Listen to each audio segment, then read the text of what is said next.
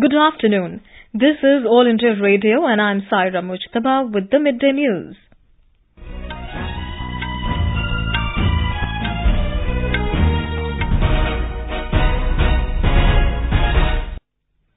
The headlines. Polling underway peacefully in second phase of urban body elections in Jammu and Kashmir. President Ramnath Kovind says the government is promoting Digital India. Cabinet approves Railway Ministry's proposal to give bonus to its nearly 12 lakh non-gazetted employees. 5 people killed as New Farakka Express train derails in Rae-Bareli. Prime Minister Narendra Modi condoles the loss of lives. Railway Minister announces ex gratia of 5 lakh rupees each to next of the kin of the deceased. Supreme Court asks Centre to provide details of the decision-making process in Rafale deal in a sealed cover. Information and Broadcasting Minister Colonel Rajyavardhan Rathore has given a call for good behaviour on social media platforms. And in Asia Para Games, Indian archer Harvinder Singh clinches 7th gold for India.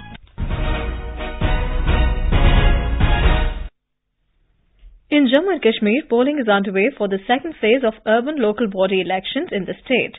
Brisk polling is going on in 6 districts of Jammu Division, where polling is being held today. Voting that began at 6 this morning will end at 4 p.m. Polling is underway in 270 polling stations in Kashmir Division and 274 in Jammu Division. Polling is taking place smoothly at several polling booths. Our Jammu correspondent has filed this report.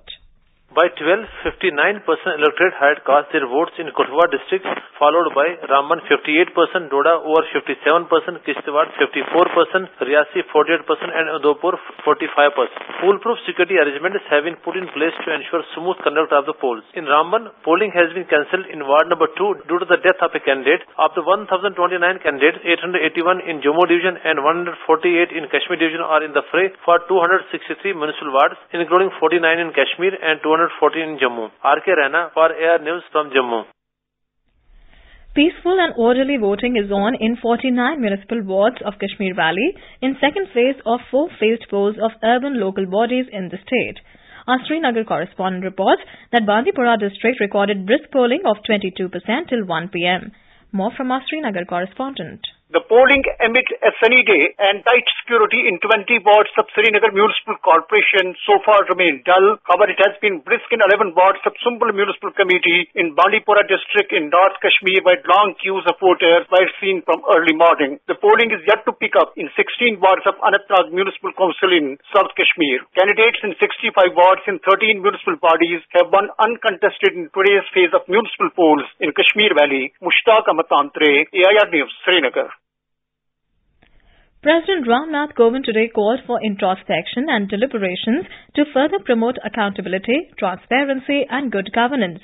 He said Controller and Auditor General or CAG can partner with state audit societies to train them, build capacities and issue advisories on framing of guidelines, developing criteria, methodology and reporting for audit. Inaugurating the 29th Accountants General Conference in New Delhi today, the President said the government is making great strides in ushering in Digital India. Mr. Kovind said the 150-year-old institution has lived up to the country's expectations and has graduated from promoting accountability through accounts to ensuring that the right things are done in the right and least expensive ways. The institution of CAG has come out with a data management policy and is increasingly using data analytics in its audit work. Through the use of data analytic techniques, you can assist in not only giving insights for the present, but also aid in providing credible forecasts. With the tools appropriate to managing and examining the expanding data in a digital economy, you are rightly positioned to anticipate long-term trends and emerging issues related to the economy, education, health, environment, national security, among others. The theme of this year's conference is Auditing and Accounting in a Digital Era. The Accountants General from all over the country are participating in the 2-day conference organized by the Controller and Auditor General of India. Cabinet today approved Railway Ministry's proposal to give bonus to nearly 12 lakh non-gazetted railway employees. Productivity bonus will be disbursed to 11.91 lakh employees and the financial implication is estimated to be 2,044 crore rupees. Speaking to media after the cabinet meeting, Information and Technology Minister Ravi Shankar Prasad said, Bonus equivalent to 78 days' wages will be given to non-gazetted railway employees, and every employee will get 17,951 rupees. He said the move is expected to motivate the employees to work towards improving the performance of the railways.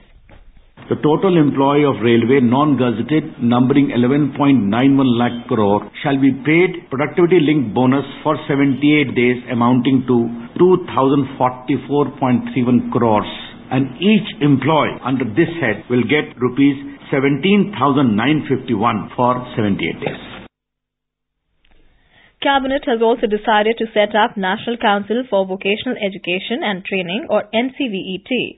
Mr. Prasad said Cabinet has approved the merger of the existing regulatory institutions in the skills space, the National Council for Vocational Training and the National Skill Development Agency, NSTA, into NCVET. The minister said NCVET will regulate the functioning of entities engaged in vocational education and training, both long-term and short-term, and establish minimum standards for the functioning of such entities. He said the institutional reform will lead to improvement in quality and market relevance of skill development programs, lending credibility to vocational education and training. Mr. Prasad said this is also expected to facilitate the ease of doing business by providing a steady supply of skilled workforce to the industry and services. 5 people were killed and more than 24 injured after 9 coaches, including the engine of the New Farakka Express train, derailed near Harchandpur railway station in Raebareli this morning. NDRF teams from Lucknow and Varanasi have reached the spot and are helping with the rescue. Local people are also helping them in rescue operations. Railway Minister Piyush Goyal has announced an ex gratia of 5 lakh rupees for the next of the kin of the deceased in the accident. Mr. Goyal has also announced a compensation of 1 lakh rupees for those with serious injuries and 50,000 rupees for those with minor injuries. The minister has directed the Railway Administration to effectively undertake relief and rescue operation and provide best possible medical help to the injured. ADGPR Railways, Ms. Smita Vats, informed the media that the Commissioner of Railway Safety Northern Zone will conduct an inquiry into the accident. She said, इस समय हमारा पूरा जोर राहत व बचाव कार्यों की ओर है। माननीय रेल मंत्री जो रेल प्रशासन के साथ लगातार संपर्क में हैं, उन्होंने आदेश दिए हैं कि जो यात्री इस दुर्घटना में घायल हुए हैं, सबसे पहले उनके इलाज की ओर जोर दिया जाए। उन्होंने इस घटना पर गहरा दुख व्यक्त किया है। कमिश्नर रेलवे सेफ्टी है नॉर्दर्न रेलवे के, वो इस घटना की जांच करेंगे।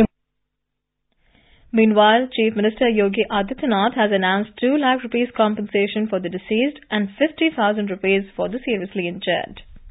Prime Minister Narendra Modi has expressed grief on the loss of lives due to the rail accident in Raebareli. In a tweet, he said, Uttar Pradesh government, railways and NDRF are ensuring all possible assistance at the site of the accident. The Prime Minister offered condolences to the bereaved families and wished speedy recovery of the injured.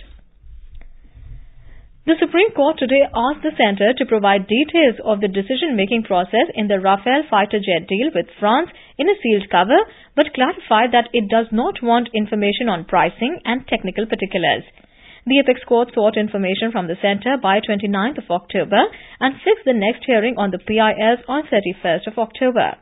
The bench, comprising Chief Justice Ranjan Gogoi and Justices S.K. Kaul and K.M. Joseph, also made it clear that it was not taking into account the allegations on corruption in the deal made in the petitions. Attorney General K.K. Venugopal told the Apex Court that the issue in question pertains to national security and such issues cannot be reviewed judicially. The Apex Court, however, did not issue notice to the centre on 2 PILs filed by 2 separate lawyers seeking a court-monitored probe in the deal. The top court was hearing various petitions seeking directions, including asking the centre to reveal details of the deal and the comparative prices during the UPA and NTF rule in a sealed cover to the Apex Court. This is All India Radio giving you the news. For quick news updates round the clock, follow us on our Twitter handle at AIR News Alerts. You can also log on to our website newsonair.nic.in. Information and Broadcasting Minister Colonel Rajyavardhan Rathore has called for the introduction of good behaviour on internet and social media platforms and said there is a need for creating awareness. In a Facebook Live interaction on the necessity of using social media responsibly, Mr. Rathore said, The media, which used to be so largely limited to a few people, is now in the hands of everyone. Everyone literally has a broadcasting channel with themselves. This is an amazing tool, and a lot of people are enjoying this tool. And that's why people are, in a way, addicted to it. It's a community's voice that can go worldwide. Mr. Rathore said Prime Minister in his monthly broadcast Mann Ki Baat on All India Radio has stressed on responsible use of social media for the benefit of the people.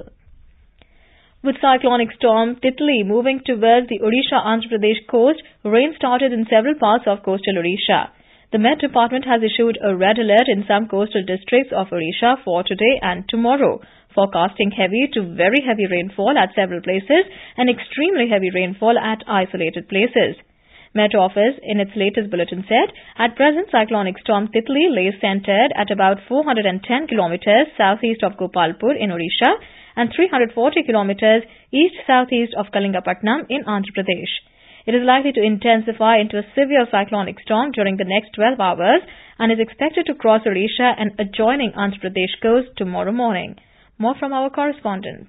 In view of severe cyclonic storm Titli, the Chief Minister Naveen Patnaik has reviewed the situation in Secretariat today. After the review meeting, the Chief Secretary Aditya Prasad Padhi told the media persons that the cyclone may hit southern Odisha coast tomorrow at 5:30 morning. To tackle the possible disaster, 10 NDRF and 8 ODRF teams have been deployed in 5 coastal districts. People of low-lying areas are being shifted to 836 cyclone shelters. The school, college and Anganwadi Kendras have been declared closed for 2 days. This is Sudhanshu Dhada from Bhubaneswar for AIR. Pradhan Mantri Sahaj Bijli Har Ghar Yojana or Saubhagya scheme has brought a monumental change in the lives of the poor people in Odisha. The objective of the scheme is to provide energy access to all by last mile connectivity and electricity connection to all unelectrified households in rural as well as urban areas to achieve universal household electrification by 2019. Here is a ground report from our Cuttack correspondent. The Saubhagya scheme is making a positive impact on the lives of poor in Odisha and creating more job opportunities across towns and villages. Having more forest and hilly areas in the state, the people never thought that they will get electricity in their houses. A beneficiary, Arun Pujari of Nabarpur area, believes that this scheme has improved the quality of his life. प्रधानमंत्री सौभाग्य योजना के वजह में हम लोग को state में 100 घर में हम लोग को बिजली मिला है। पहले नहीं था, अभी जब बिजली मिलने के बाद सब खुश हैं और बच्चे भी ठीक से पढ़ा पढ़ी कर पा रहे हैं। बिना बिजली की वजह से प्रॉब्लम हो रहा था, अभी बिजली आने के बाद थोड़ा अच्छा है। Saubhagya is more than a mission to provide electricity to the entire nation and ensure energy security. Since it offers many benefits, which includes creating employment and entrepreneurial opportunities for the rural youth, it will bring up new hope and happiness into people's life. Tapan Mahana, AIR News, Cuttack. Minister of State for Law and Justice P.P. Chaudhary today said the government is committed to making India as one of the leading arbitration centres of the world. He was speaking at the training-cum-brainstorming workshop on best practices in international arbitration in New Delhi today. Mr. Chaudhary said arbitration ensures timely and effective enforcement of contracts. He said it should become the de facto mode of dispute resolution for the majority. The minister said the government is focusing on building resources and institutions towards this. Archer Harvinder Singh notched up the men's individual recurve gold while track and field athletes added a silver and a bronze to India's tally in the Asian Para Games in Jakarta today. Harvinder defeated China's Zhao Li Shu 6-0 in the W2 ST category final to claim the top honours and take India's gold tally to 7. Monu Ghangas claimed the silver in the men's discus throw F11 category while Muhammad Yasir fetched a bronze in the men's shot put F46 category. And now, before we close, the headlines once again. Polling underway peacefully in second phase of urban body elections in Jammu and Kashmir. President Ramnath Kovind says the government is promoting Digital India. Cabinet approves Railway Ministry's proposal to give bonus to its nearly 12 lakh non-gazetted employees. 5 people killed as new Farakka Express train derails in Raebareli. Prime Minister Narendra Modi condoles the loss of lives. Railway Minister announces ex gratia of 5 lakh rupees each to the next of the kin of the deceased. Supreme Court asks Centre to provide details of the decision-making process in Rafale deal in a sealed cover. Information and Broadcasting Minister Colonel Rajyavardhan Rathore has given a call for good behaviour on social media platforms. And in Asian Para Games, Indian archer Harvinder Singh clinches 7th gold for India. With that, we end the midday news.